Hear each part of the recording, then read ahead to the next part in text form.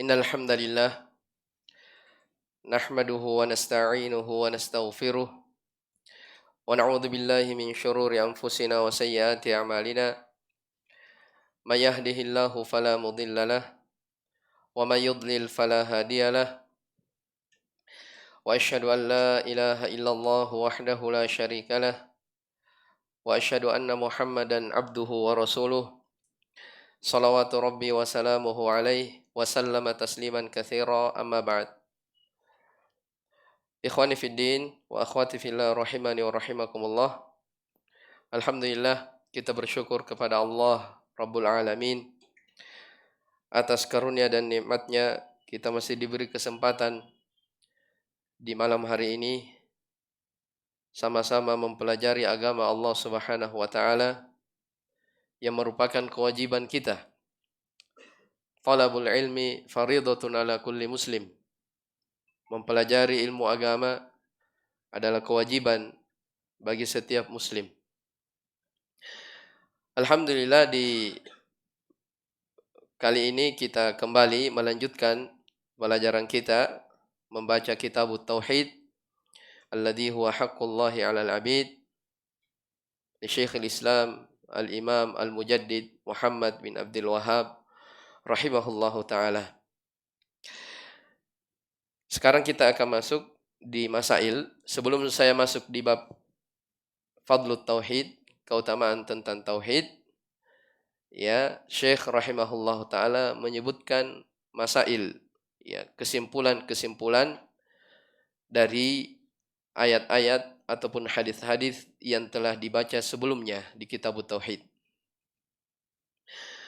Qala rahimahullahu taala fihi masail. Di dalam bab ini terdapat masalah-masalah. Al-ula, yang pertama, al-hikmatu fi khalqil jinni wal ins. Hikmah dalam penciptaan jin dan manusia. Ya, ini dipetik dari ayat, ya. Wa ma khalaqtul jinna wal insa illa liya'budun. Ayat yang pertama. Saya tidaklah menciptakan jin dan manusia melainkan supaya mereka beribadah kepadaku, kata Allah Subhanahu wa taala. Jadi itu hikmah diciptakannya jin dan manusia di atas muka bumi ini untuk beribadah kepada Allah, ya. Bukan untuk bersenang-senang, bukan untuk bermewah-mewahan, berbangga-bangga dengan banyaknya harta, makanan, minuman, tetapi semata-mata untuk beribadah. Ats-tsaniyatu, yang kedua, annal ibadata hiya tauhidu li'anna al-khusumata fihi. Ilmu yang kedua bahwa ibadah itu adalah tauhid. Karena inilah yang terjadi perdebatan antara Nabi SAW dengan orang-orang musyrikin. Perhatikan ya, ibadah adalah tauhid. Maksudnya apa? Ini juga dipetik dari ayat yang pertama. Wa ma khalaqtul jinna wal insa illa liya'budun. Ya, karena ibadah itu dibangun di atas tauhid. Setiap ibadah yang tidak ada tauhid di dalamnya, maka itu tidak dianggap sebagai ibadah. Ya. Setiap ibadah yang tidak ada tauhid di dalamnya, maka tidak dianggap sebagai ibadah. Apalagi sebagian as-salaf, sebagaimana yang telah kita pelajari sebelumnya, mereka menafsirkan bahwa setiap ada kata ya'budun di dalam Al-Quran, itu maknanya yuwahhidun. Dan ini disebutkan dari sahabat yang mulia Abdullah bin Abbas radhiyallahu ta'ala anhuma. Kullu ma warada minal Qur'ani minal ibadati fama'nahu at-tauhid. Setiap kata yang datang dari ayat Al-Quran yang menyebutkan tentang ibadah, maka maknanya adalah tauhid. Ya, makanya makna ayat ini, tidaklah aku menciptakan jin dan manusia melainkan supaya mereka beribadah kepadaku illa liya'budun, maknanya illa liyuwahhidun. Ya, supaya mereka beribadah kepadaku. Adapun ucapan li'annal khusumata fihi, Syekh katakan karena yang terjadi perselisihan itu Maknanya terjadinya perselisihan antara Nabi Shallallahu Alaihi Wasallam dengan orang-orang musyrikin itu tentang masalah tauhid ini. Bukan masalah karena orang-orang musyrikin tidak beribadah, bukan itu. Jelas ya? Orang musyrikin di zaman Nabi SAW mereka juga beribadah. Iya. Jadi bukan masalah Nabi memerangi mereka, ya, mendebat mereka, bukan karena mereka tidak beribadah. Mereka punya ibadah. Yang menjadi permasalahan tentang masalah apa? Memurnikan ibadah kepada Allah. Sebab mereka orang musyrikin beribadah kepada Allah, mereka juga beribadah kepada berhala-berhalanya. Mereka beribadah juga kepada Al-Lata, Al-Uzza dan Al-Manah. Ini makna li'annal khusumata fihi. Taib. Ats-tsalitsatu, kesimpulan yang ketiga, anna man lam ya'ti bihi lam ya'budillaha. Bahwa siapa yang tidak mendatangkan hal ini maksudnya tauhid, ya, lam ya'budillaha, maka dia tidak dianggap sebagai orang yang beribadah. Fa fihi makna qaulihi, padanya, maka dalam hal inilah terkandung makna firman Allah Subhanahu wa taala, wala antum abiduna ma a'bud. Iya. Dan kalian tidak beribadah, tidak menyembah apa yang saya ibadahi. Ini perlepasan diri. Ya. Jadi orang yang tidak bertauhid, dia tidak dianggap beribadah kepada Allah Subhanahu wa taala. Walaupun banyak ibadahnya, tapi dia tidak bertauhid, tidak dianggap sebagai orang yang beribadah. Ar-rabi'atu, yang keempat, al-hikmatu fi irsali rusul. Faedah yang keempat dari keterangan Syekh yang telah kita baca, hikmah diutusnya para rasul. Ini diambil di ayat yang kedua ya. Walaqad ba'atsna fi kulli ummatin rasulan an i'budullaha wajtanibut taghut. Al-khamisatu, yang kelima, anna risalata ammat kulla ummatin. Bahwasanya risalah itu umum untuk setiap umat. Ini juga diambil di ayat itu tadi. Walaqad ba'atsna fi kulli ummatin rasul. As-sadisah, kemudian yang keenam, anna dinal anbiya'i wahidun.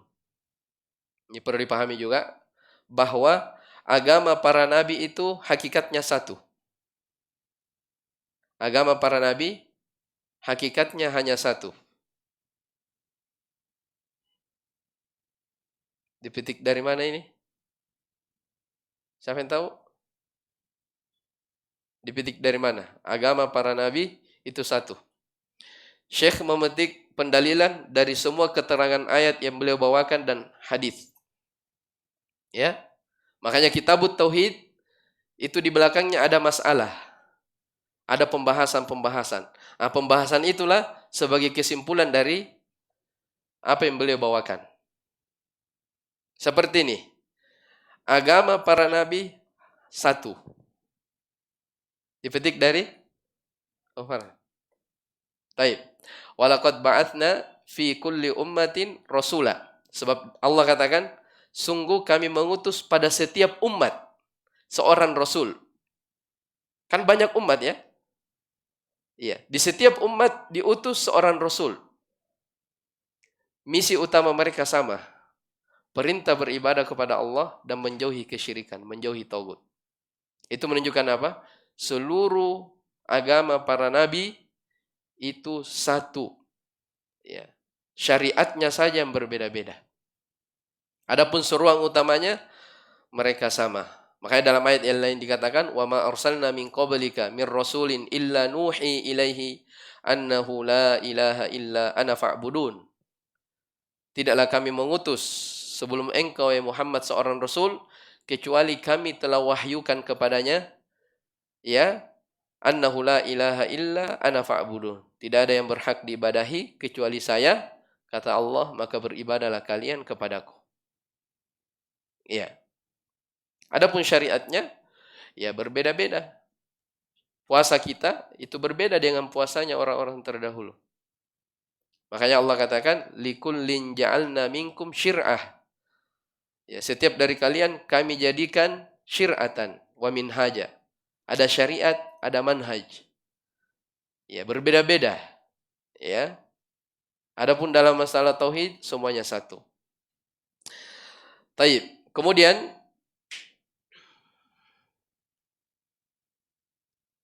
as-sabi'ah yang ketujuh, kesimpulan yang ketujuh, al-mas'alatul kabirah. Pembahasan yang teramat besar. Ya. Bayangkan ya, Syekh tambih. Ini pembahasan besar. Apa itu? Anna ibadatallahi la tahsulu illa bil kufri bit tagut. Iya. Bahwasanya ibadah kepada Allah itu tidak akan dianggap, tidak akan syah kecuali harus kafir terhadap tagut, peribadatan kepada selain Allah Subhanahu wa taala. Jelas ya? Jadi kalau mau ibadah itu dianggap di sisi Allah, kita harus jauhi peribadatan selain Allah. Kita harus menjauhi kesyirikan. Apakah berkaitan dengan perbuatan, keyakinan, ucapan, kita harus jauhi semua. Sebab kapan ada, ini sangat berpengaruh dengan ibadah kita. Ya, makanya para ulama selalu memberikan wejangan kepada manusia mempelajari tauhid itu jangan pernah bosan. Ya. Jangan pernah jenuh. Walaupun sudah dipelajari. Ya. Kadang orang kan kalau ditanya, ada taklim, ada salah satu usul di sana. Oh, saya salah satu usul sudah 3 kali tamat. Ya, tidak boleh seperti itu. Sebab kitab-kitab yang seperti itu adalah kitab yang membahas tentang permasalahan tauhid. Ya, itu adalah proyek seumur hidup. Tidak boleh orang jenuh di dalam belajar tauhid. Taib. Kemudian kata Syekh, fafihi makna qaulihi ta'ala, maka dalam hal inilah terdapat firman Allah Subhanahu wa taala, faman yakfur bit taghuti wa yu'min billahi faqad istamsaka bil urwatil wuthqa. Allah katakan, siapa yang kafir terhadap tagut dan beriman kepada Allah, maka sungguh dialah yang telah berpegang teguh dengan al-urwatul wuthqa. Ya, al-urwatul wuthqa adalah tali yang paling kuat, ditafsirkan oleh sejumlah ulama adalah la ilaha illallah. Baik, kemudian yang ke-8. As-saminatu anna at-taghuta 'amun fi kulli ma 'ubida min dunillah. Bahwasanya tagut yang disebut dengan tagut adalah bersifat umum setiap yang diibadahi selain daripada Allah Subhanahu wa taala. Ini sudah kita jelaskan ya. Keterangan dari Imam Ibnu Qayyim rahimahullah bahwa tagut itu adalah kullu ma tajawaza bihil abdu haddahu min ma'budin aw matbu'in aw muta'. Ya.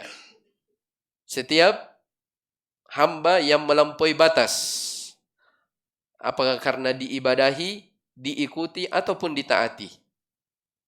Ya, ataupun ditaati. Maka tagut itu cakupannya umum. Kemudian at-tasi'ah yang ke-9, idhamu sya'ni thalathi ayatil muhkamati fi suratil an'am inda salaf.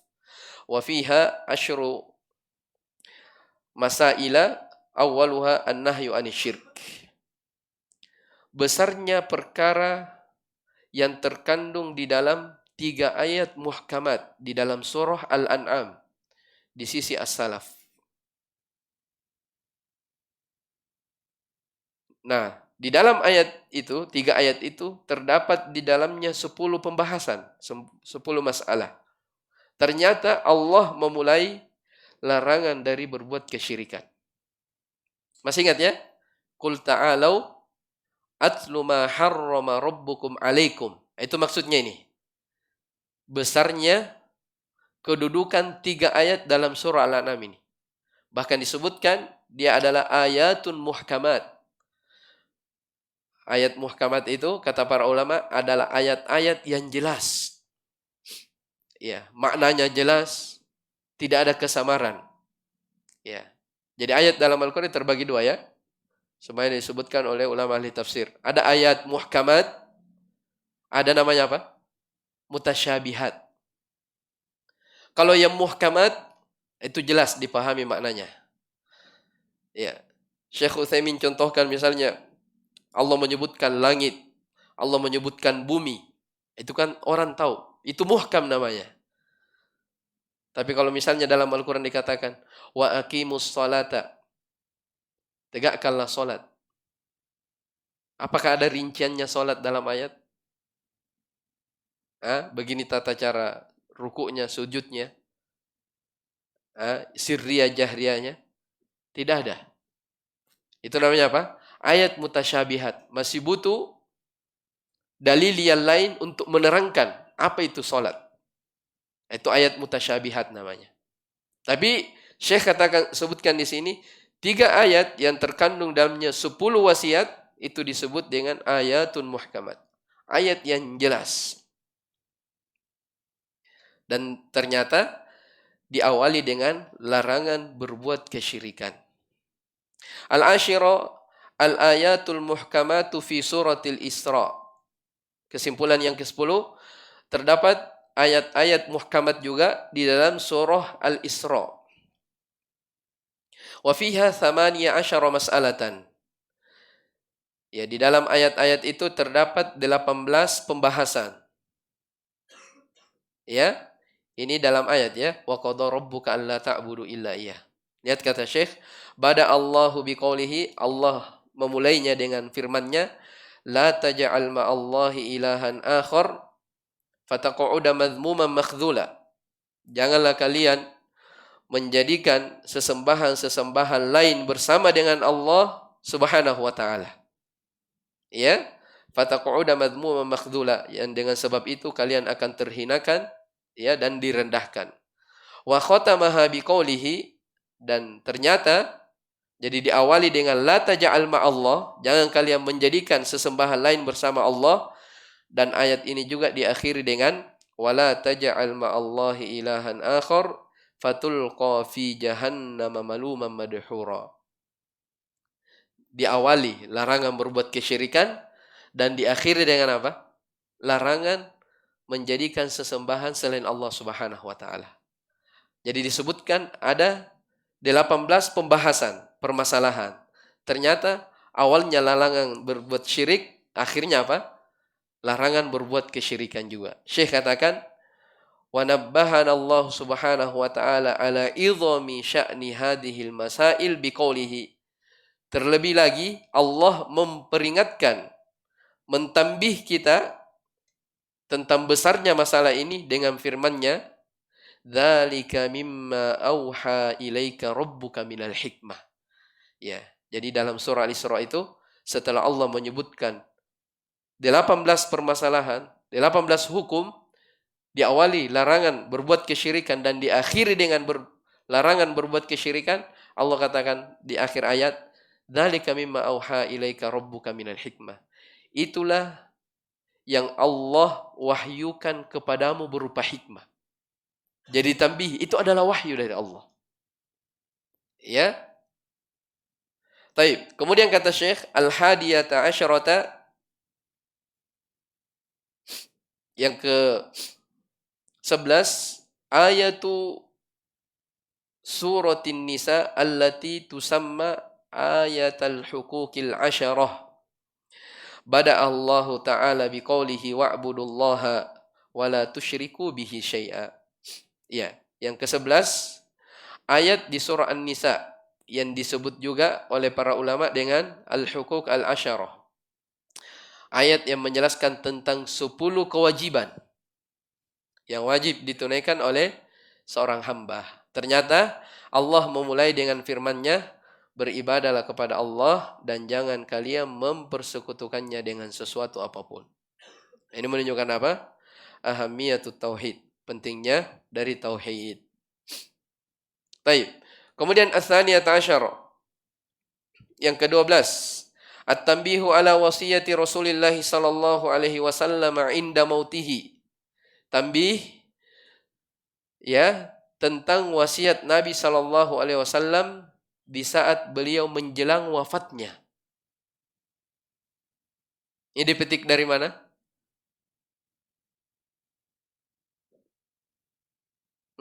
Yang punya buku. Dipetik dari mana ini? Hah? Ya, wasiat yang mana? Di matan. Yang mana yang di matan? Taib. Hadis Ibnu Mas'ud.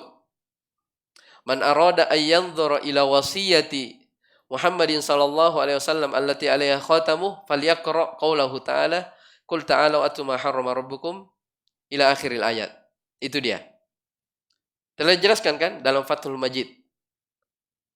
Sebab Ibnu Mas'ud berkata seperti itu, siapa yang ingin melihat wasiat Rasulullah SAW yang tertera stempel beliau, maka baca ayat itu. Surah Al-An'am, 3 ayat.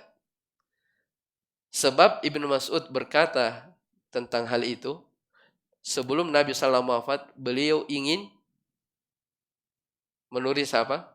Pesan-pesan, wasiat-wasiat. Iya kan?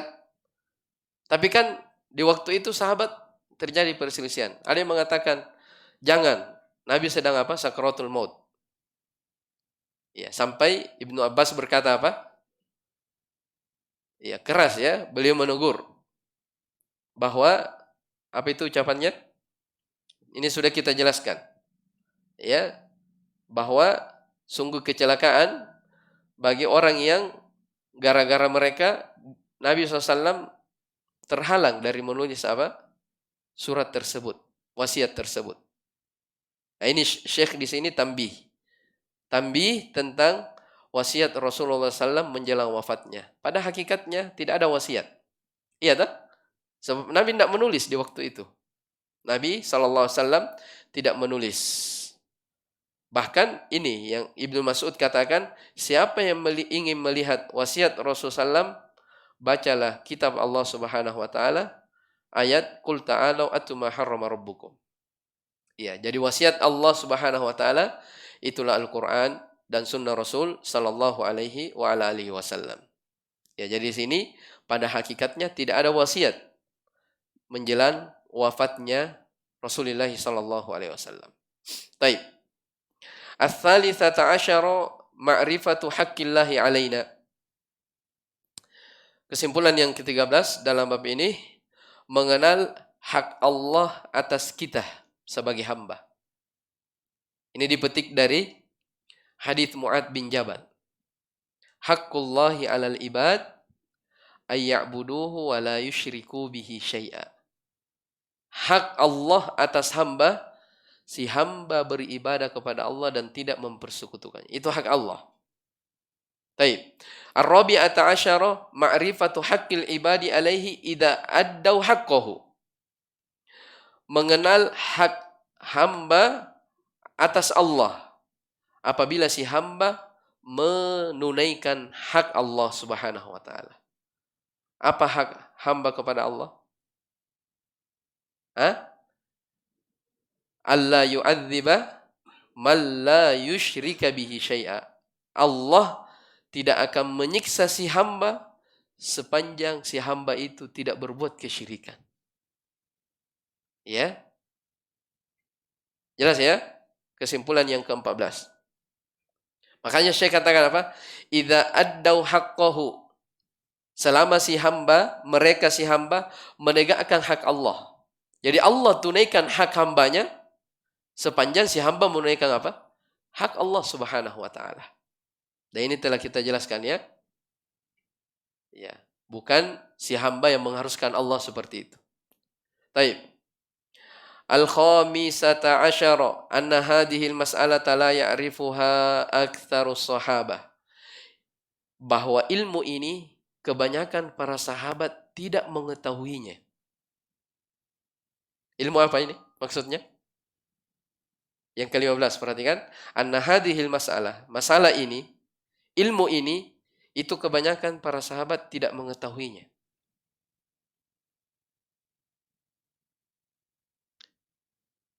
Ya, hadis Mu'adz itu bahwa Allah tidak akan menyiksa hamba sepanjang mereka tidak berbuat kesyirikan. Itu. Kenapa dikatakan kebanyakan sahabat tidak mengetahui masalah ini? Sebab Mu'ad mengatakan apa? Afala ubasyirun nas? Iya tak?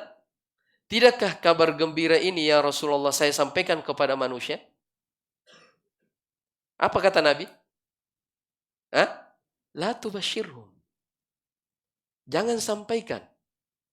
Itu menunjukkan apa? Ilmu ini kebanyakan sahabat belum apa? Belum mengetahui. Mu'ad minta izin untuk menyampaikan kabar gembira. Tapi ternyata Nabi melarangnya. Ilahnya apa? Fayattakilu. Mereka akan bersandar di atas hal tersebut. Ini sudah kita jelaskan juga makna bersandar. Ya, dengan amalan tersebut. Taib. Kemudian yang ke-16, as-sadisata asyara jawazu kitmanil ilmi lil maslahah. Bolehnya menyembunyikan ilmu karena adanya maslahat. Ada pandangan kebaikan yang dilihat di dalamnya. Sebab Mu'ad, ya, dalam riwayat itu beliau tidak menyampaikan ilmu tersebut. Ya. Kenapa tidak disampaikan? Ada maslahat. Ya, ada maslahat. Tapi di sini ditambih oleh para ulama, bukan mutlak dikatakan tidak boleh mutlak dikatakan boleh menyembunyikan ilmu, tidak. Itu ada qaidnya. Makanya dikatakan karena ada maslahat. Ya, secara umum seorang itu dilarang menyembunyikan ilmu. Ya, dilarang menyembunyikan ilmu. Boleh disembunyikan kalau ada maslahat, seperti yang disebutkan oleh penulis di sini rahimahullahu taala. Dan disebutkan ya, ternyata ilmu itu, riwayat itu disebutkan oleh Mu'ad, disampaikan juga di akhir hayat beliau radhiyallahu taala anhu. As-sabi'ata asyara istihbabu bisyaratil muslim bima yasurruhu. Ini sudah lewat. Disunnahkan memberikan kabar gembira, ya, memberi kabar kepada seorang muslim terhadap perkara yang menggembirakan mereka. Ya. Jangan hanya perkara yang menakut-nakutkan saja yang digembirakan, disampaikan, dibesar-besarkan. Akan naik BBM, ya. Membuat orang semakin takut. Ya, justru yang disunnahkan itu menyampaikan apa? Yang baik-baik. Kabar gembira. Ya, bukan membuat orang itu menyampaikan sesuatu yang membuat manusia takut. Taib. Ats-tsaminata asyarah. Yang ke-18, al-khaufu minat tikali ala si'ati rahmatillah. Takut dari bersandar, ya, atas luasnya rahmat Allah Subhanahu wa taala. Ini diambil dari hadis, ya, la tubasyirhum fayattakilu.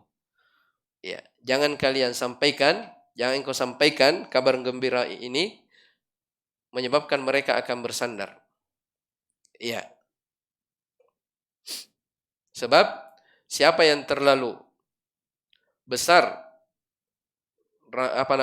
harapannya terhadap rahmat Allah Subhanahu wa taala tidak seimbang dengan rasa takutnya, itu biasanya orang akan terjerumus dari merasa aman terhadap makar Allah Subhanahu wa taala. Ya, itulah yang membuat orang gampang terjatuh ke dalam dosa dan maksiat. Ya, dia berbuat dosa, berbuat maksiat, tidak apa-apa, kan Allah maha luas rahmatnya. Kan Allah berfirman dalam Al-Quran, wa rahmati wasi'at kulla syai'. Rahmatku itu mencakup segala sesuatu. Oh, berarti tidak apa-apa berbuat dosa. Allah kan maha pengampun. Ini maksudnya di sini. Ya, tidak boleh terlalu besar harapan seseorang. Harus seimbang dengan rasa takut. Sama dengan orang yang berputus asa dari rahmat Allah. Itu biasanya orang seperti itu dia akan dijauhkan dari taubat. Ya, orang yang berputus asa dari rahmat Allah. Ya, makanya kata Imam Ahmad rahimahullah taala, yang bagi ayyakuna sa'iron ilallahi bainal khaufi wal roja. Ya, kata beliau, sepantasnya bagi setiap orang yang berjalan kepada Allah, dia berjalan di antara rasa takut dan harapan, seimbang. Ya, seperti burung yang terbang itu, sayap kiri dan kanan seimbang. Sebab kalau tidak seimbang antara rasa takut dan rasa harapan, ini mempengaruhi berjalannya seorang kepada Allah Subhanahu wa taala. Ya, makanya kata beliau, fa ayyuhuma ghalaba halaka sahibuhu. Siapa yang lebih mendominasi antara dua hal ini, ya, rasa harapan lebih kuat daripada takut atau sebaliknya rasa takut lebih kuat daripada harapan, itu biasanya membuat seorang binasa. Terlalu kuat harapan, sedikit rasa takut, dia akan gampang jatuh dari dosa dan gampang terjatuh dalam dosa dan maksiat. Terlalu kuat rasa takut, sedikit harapan, ini orang gampang berputus asa dari rahmat Allah, tidak mau beramal. Ya, tidak mau beramal. Tak kalami, jiduru mi dosaku. Tidak mau beramal dia. Kenapa? Sedikit harapannya kepada Allah Subhanahu wa taala. Baik, ini penting ya diperhatikan tentang masalah ar-roja wal khauf. Baik, kemudian kata Syekh at-tasi'ata asyarah qaulul mas'uli amma la ya'lam Allahu wa rasuluhu alam. Ilmu yang ke-19 ucapan orang-orang yang ditanya sesuatu lalu dia tidak mengetahui, dia mengatakan Allahu wa rasuluhu a'lam. Ini pada asalnya sudah kita jelaskan. Tapi ternyata setelah Nabi SAW meninggal, tidak ada dinukil dari sahabat yang mengucapkan seperti ini, Allahu wa rasuluhu a'lam. Mereka cukup mengatakan Allahu a'lam. Ya, maka yang terbaik adalah kita mengikuti murid Nabi SAW, para sahabat. Taib. Kemudian yang ke-20, al-ishrun jawazu takhsisi ba'din nas bil ilmi duna ba'd. Bolehnya mengkhususkan sebahagian orang memberikan ilmu tanpa yang lainnya. Ya, boleh seperti itu. Ini dipetik dari hadis Mu'ad. Sebab di sini Nabi SAW mengkhususkan memberikan ilmu kepada Mu'ad secara khusus. Berboncengan bersama Nabi SAW. Menunjukkan bolehnya. Ya. Kemudian yang ke al-hadiyatu wal ishrun. Al-hadiyatu wal ishrun yang ke-21 tawadu'uhu sallallahu alaihi wasallam li rukubil himari ma'al irdafi alaihi. Kerendahan hati Rasulullah sallallahu alaihi wasallam karena beliau mengendarai hewan, keledai. Ya. Dan beliau berboncengan di atasnya. Kemudian Ats-tsaniyatu wal ishrun jawazul irdaf ala dabbah. Ilmu yang ke-22 bolehnya berboncengan di atas kendaraan atau di atas hewan. Ya, boleh. Ats-tsalitsatu wal ishrun yang ke-23 idhamu sya'ni hadhil mas'alah. Ya, besarnya ya tentang masalah ini. Ya, tentang masalah ini.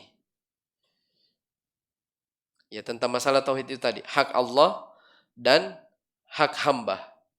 Itu maksudnya di situ. Kemudian ar-rabi' wal ishrun fadilatu Mu'ad ibnu Jabal.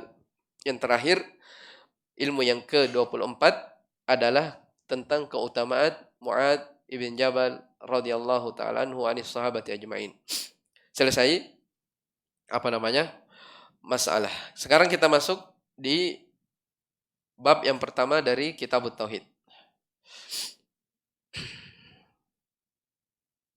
Saya baca dulu matanya ya. Qala Syekhul Islam rahimahullahu taala babu fadli tauhidi wa ma yukaffiru minadz dzunub. Wa qaulillahi ta'ala alladzina amanu wa lam yalbisu imanahum bidzulmin ulaika lahumul amnu wa hum muhtadun. An Ubadah bin Samit radhiyallahu ta'ala anhu qala Rasulullah sallallahu alaihi wasallam man syahida an la ilaha illallah wahdahu la syarikalah wa anna Muhammadan abduhu wa rasuluhu wa anna Isa abdullahi wa rasuluhu wa kalimatuhu alqaha ila Maryam wa ruhum min wal jannata haqqun wan naru haqqun adkhalahu Allahul jannata ala ma kana minal amal akhrajah. Walahuma fi hadithi Itban fa inna Allah harrama 'alan nari man qala la ilaha illallah yabtaghi bidzalika wajha Allah. Wa Nabi Sa'idin al-Khudri radhiyallahu ta'ala anhu an Rasulillah sallallahu alaihi wasallam annahu qala Musa ya Rabbi 'allimni syai'an adhkuruka wa ad'uka bih. Qala qul ya Musa la ilaha illallah. Qala ya Rabbi kullu ibadika yaquluna hadha. Qala ya Musa law anna as-samawati as-sab'a wa 'amirahunna ghairi wal ardina as-sab'a fi kiffatin wa la ilaha illallah fi kiffatin lamalat bihinna la ilaha illallah. Rawahu Ibnu Hibban wal Hakimu wa sahhahahu. Walit Tirmidzi wa hasanahu an Anas radhiyallahu anhu sami'tu Rasulullah sallallahu alaihi wasallam yaqul qala Allah ta'ala, yani hadits qudsi, ya ibna adama law ataitani bi qurabil ardi khataya thumma laqitani la tusyriku bi syai'a la ataituka bi qurabiha maghfiratan. Taib, ini beberapa ayat, satu ayat dan beberapa hadis yang disebutkan di bab yang pertama ini. Bab tentang bayanu fadli tauhid wa ma yukaffiru minadz-dzunub. Bab tentang penjelasan keutamaan tauhid serta penjelasan hal-hal yang digugurkan berupa dosa-dosa dari tauhid tersebut. Ini munasib sekali ya, sesuai sekali. Jadi kitabut tauhid itu disebutkan beberapa ayat dan satu hadis sebelumnya, itu beliau menerangkan tentang kewajiban bagi setiap orang muslim dan muslimah untuk bertauhid. Ya, sudah jelaskan ayat-ayatnya, kewajiban bertauhid, ayatnya ini sudah jelaskan. Itu tadi semua ya. Ada 24 ilmu kesimpulan yang disebutkan oleh Syekh. Nah, sekarang Syekh akan menjelaskan keutamaan tauhid. Ya, kita baca sedikit ya. Qala Syekh Abdurrahman bin Hasan rahimahullahu taala, Fathul Majid, babu bayani fadli tauhidi wa ma yukaffiru minadz-dzunub. Bab tentang penjelasan keutamaan tauhid dan apa-apa yang digugurkan dari dosa-dosa. Syarah. Kata beliau, babun khabaru mubtada'in mahdhufun takdiruhu hadza. Di bahasa Arab ya. Jadi bab itu khabar. Ya. Mana mubtada'nya? Mubtada'nya dihilangkan.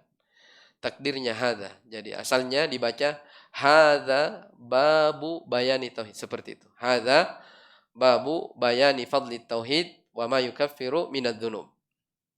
Qultu, kata Syekh, saya katakan, wa yajuzu ayyakuna mubtada'un khabaruhu mahdhuf. Boleh juga ya bab ini di-i'rab dengan mubtada. Khabarnya yang dihilangkan, takdirnya hadza. Berarti apa namanya? Diakhirkan dia. Ya, diakhirkan. Baik. Kemudian wama. Perhatikan ya, di bab disebut babu bayani fadli tauhid wama. Ma-nya di situ ma apa? Ini berpengaruh dari sisi makna. Perhatikan.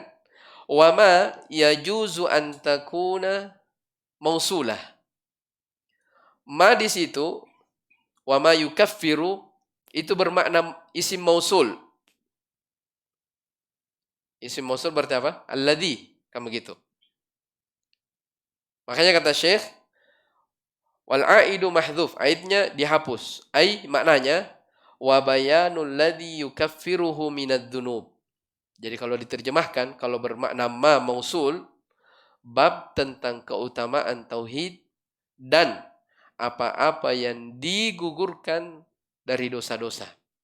Ya, maksudnya tauhid itu menggugurkan, menghapuskan dosa-dosa. Itu kalau ma-nya bermakna mausul. Wa yajuzu an takuna masdariyah. Ma di situ bisa juga bermakna masdar. Kalau dia bermakna masdar berarti wa takfiruhu adz-dzunub wa hadza tsani azhar. Makna yang kedua inilah yang lebih tepat. Bermakna masdar. Apa bedanya? Ya, kalau diterjemahkan masdar berarti bab penjelasan tentang keutamaan tauhid dan penjelasan dosa-dosa itu digugurkan, diampuni, ya, dihapuskan dengan tauhid. Apa bedanya pertama dan yang kedua? Kenapa Syekh katakan yang kedua lebih tepat? Sebab kalau bermakna mausul, ingat tadi makna mausul ya, penjelasan tentang keutamaan tauhid dan apa-apa yang digugurkan dari dosa. Seakan-akan kalau dikatakan apa-apa yang digugurkan dari dosa, ada sebagian dosa yang tidak digugurkan oleh tauhid. Akan dipahami seakan-akan seperti itu. Tapi kalau diterjemahkan penjelasan tentang keutamaan tauhid dan penjelasan bahwa dosa-dosa itu digugurkan dengan tauhid. Berarti semua dosa apa? Digugurkan oleh tauhid.